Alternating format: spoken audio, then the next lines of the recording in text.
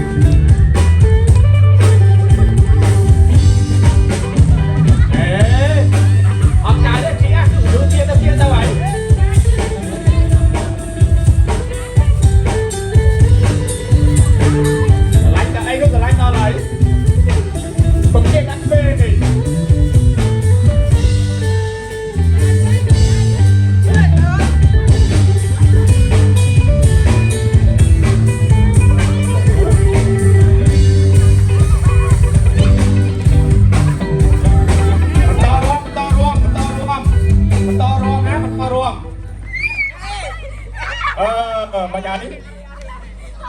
này bạn tập trong cái kia sông đo cái trên pì bạn tập đo cái trên pì bạn cho cái phốt thôi bạn đo nó hay bạn tập nè trên nào phải che đấy mối hello ta sao đâu và sau khi nè nó về trái nó chụp đua đẹp con đó tỏ chặt nào ham thì cái con ham ấy tỏ riêng chặt nào Madison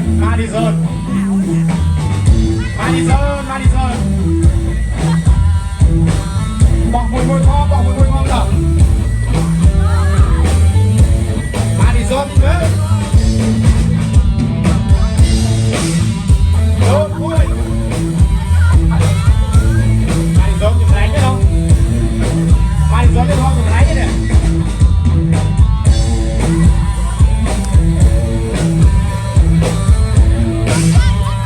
ê đưa đi một to kia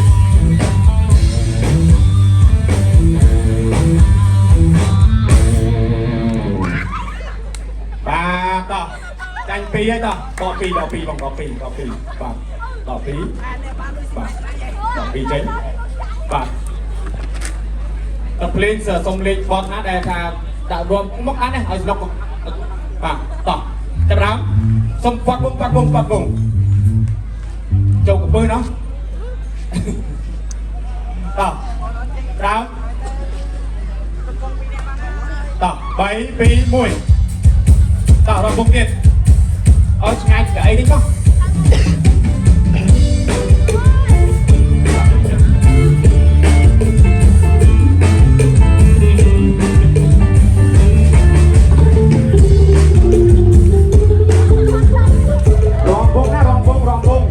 rong bông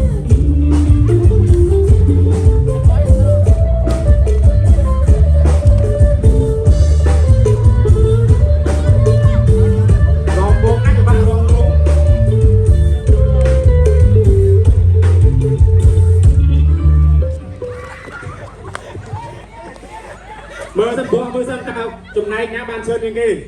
ăn cá đi ô đó là chuông con của ta nghe bao mới là nam chân như kia được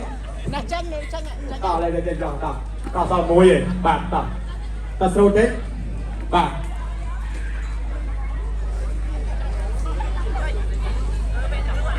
ok តោះមិនឥឡូវយើងសិនសុំស៊ូមកសម្រួល2សិនបាទតោះឥឡូវសុំប៉ុណ្ណឹងសិនប៉ុន្តែស្គាល់បងប្អូនពីមួយម៉ាត់2សិនណាបាទមកមកនេះមកបាទទៅចុះឯនៅមកតោះចុះចាញ់នៅដៃគាត់ទៅនេះតោះអញ្ចឹងថ្ងៃនេះយើងបានរួមពិធីអីដែរកូនថ្ងៃនេះសង្ក្រាន្តបាទសង្ក្រាន្តហ្នឹងគេធ្វើដើម្បីអីដែរ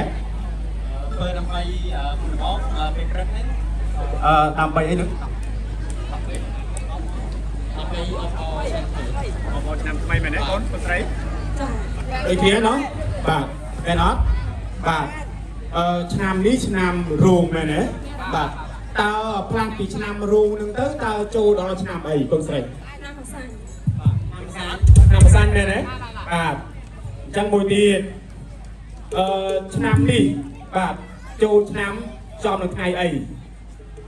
ថ្ងៃ13 14 15ចំថ្ងៃអីច័ន្ទគេពុទ្ធព្រោះ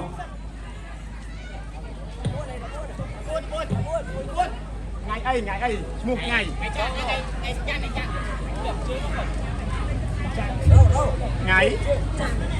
័ន្ទទេដល់នេះត្រូវអត់ត្រូវណាបាទ